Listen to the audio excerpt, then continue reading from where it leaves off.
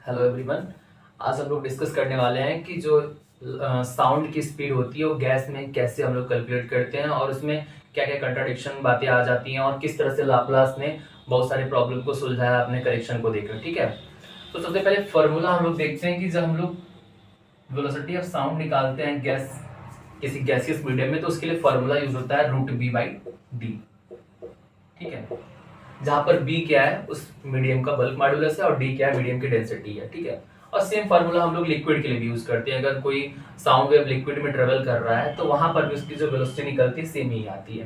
ठीक है, तो न्यूटन ने सबसे पहले क्या माना था कि अगर कोई साउंड वेव एयर में ट्रेवल कर रही है या फिर किसी गैसियस मीडियम में ट्रेवल कर रही है तो ये आइसोथर्मल प्रोसेस रहता है। दैट मीन्स कि during the velocity during the travelling इसका जो टेम्परेचर रहता है वो कांस्टेंट बना रहता है, ये न्यूटन ने बोला था। ठीक है, तो अगर टेम्परेचर कांस्टेंट रहेगा तो थ्रू आउट द प्रोसेस ये क्या बन जाएगा, एक आइसोथर्मल बन जाएगा।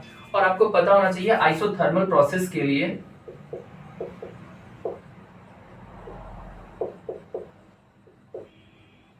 फॉर आइसोथर्मल प्रोसेस आपको पता है कि आइसोथर्मल प्रोसेस के लिए पीवी इक्वल टू कांस्टेंट,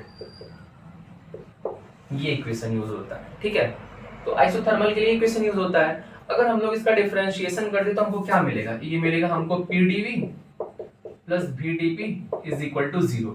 और यहाँ थोड़ा सा हम लोग कैलकुलेशन करते हैं तो इसकी वैल्यू क्या हो जाएगी, अगर PdV बराबर कर दे तो हो जाएगा -VdP।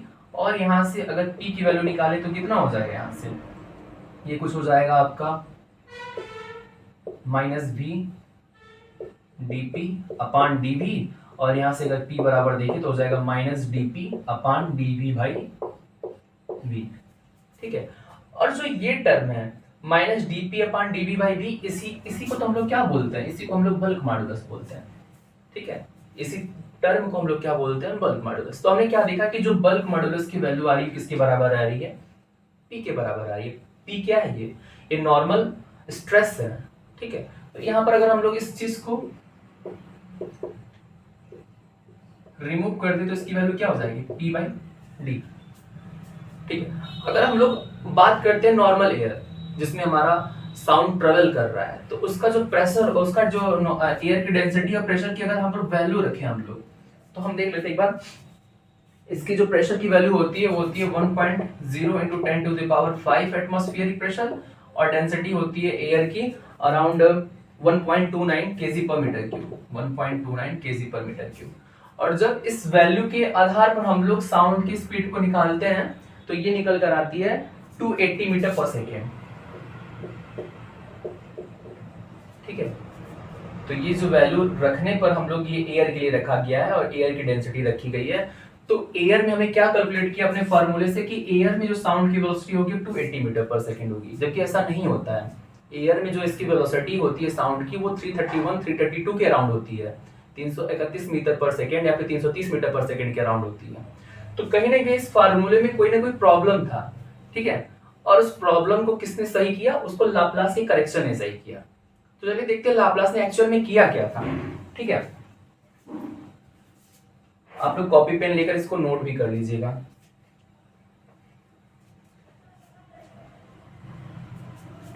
तो न्यूटन ने जो बात बताई थी कि अगर साउंड वेव किसी मीडियम में चलता है तो वहां पर टेम्परेचर चेंज नहीं होता, लेकिन ये गलत बात है।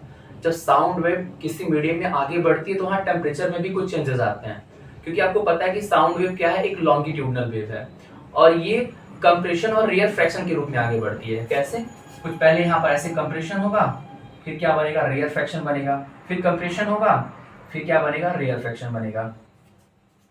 इस तरह से हमारे जो साउंड वेव है कंप्रेशन रेयरफैक्शन इसके रूप में आगे बढ़ती है। ठीक है, तो जब यहां पर कंप्रेशन और रेयरफैक्शन बनता है, जब यहां पर आप कंप्रेशन और रेयरफैक्शन बनता है तो ड्यूरिंग द कंप्रेशन यहां पर कुछ हीट एनर्जी जनरेट होती है।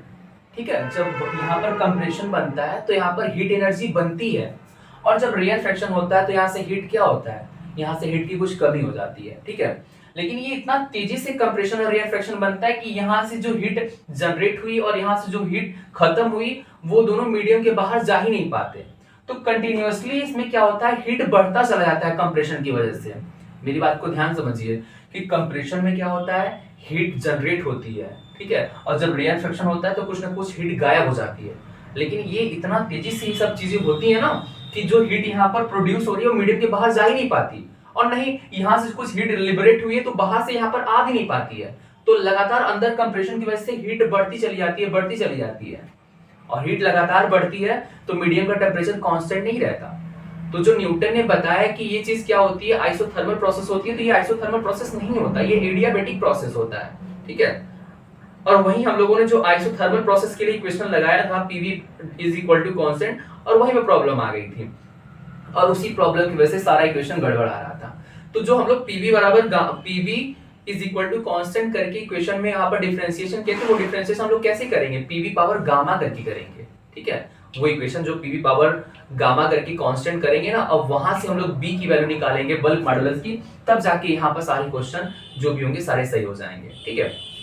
तो आपने जो फार्मूला सेम है, ठीक है, फार्मूला सेम है, फार्मूले में कोई प्रॉब्लम नहीं है। देखिए फार्मूला अभी भी वही है,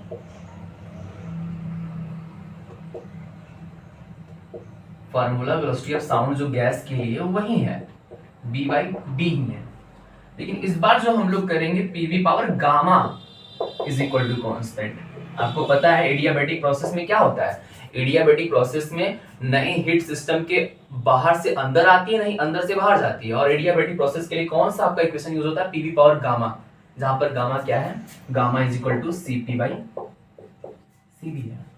specific heat at constant pressure and specific heat at constant volume, दोनों का क्या है, रेशियो होता है गामा, ठीक है। इसकी एक और वैल्यू होती है 1+2/f, जहां पर f क्या है, डिग्री ऑफ फ्रीडम, ठीक है। तो इतना डीप में नहीं जाना है, पहले केवल इसी से यूज करना है, PV power gamma is equal to constant.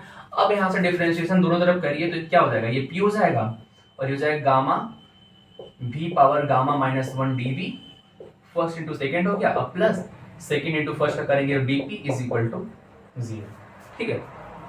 अब देखिए यहां से क्या करते हैं, ये हो जाएगा p gamma v power gamma into v power -1 dv, और इज इक्वल टू इसको उधर भेज दीजिए, कितना हो जाएगा v पावर गामा dp, और यहाँ माइनस का साइन आ जाएगा। यहाँ v पावर गामा से v पावर गामा क्या हो जाएगा, कैंसिल हो जाएगा, तो क्या बच जाएगा, p गामा dv, और v पावर -1 को 1/v कर दीजिए, इज इक्वल टू कितना हो जाएगा dp, ठीक है। और यहाँ से p gamma is equal to सबको उधर भेज दीजिए, तो क्या हो जाएगा dp, v इधर चला गया और इधर कितना आ जाएगा dv, तो यहाँ से जो p गामा की वैल्यू आएगी वो कितनी आएगी, dp, सॉरी माइनस का साइन हमेशा रहेगा यहाँ पे, तो dp upon dv by p, ठीक है, माइनस साइन यहाँ पे। और आपको पता है कि dp अपान dv अपान v की वैल्यू क्या होती है, यही आपका b होता है, ठीक है। तो यहाँ पर जो इस बार b की वैल्यू आएगी वो p ना की क्या आएगी, p इंटू गामा आएगी।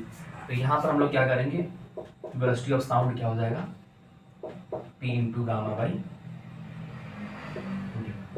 ये लाप्लास ने अपने करेक्शन के थ्रू बताया था कि ये p बाई डी ना होके p into gamma by D होगा।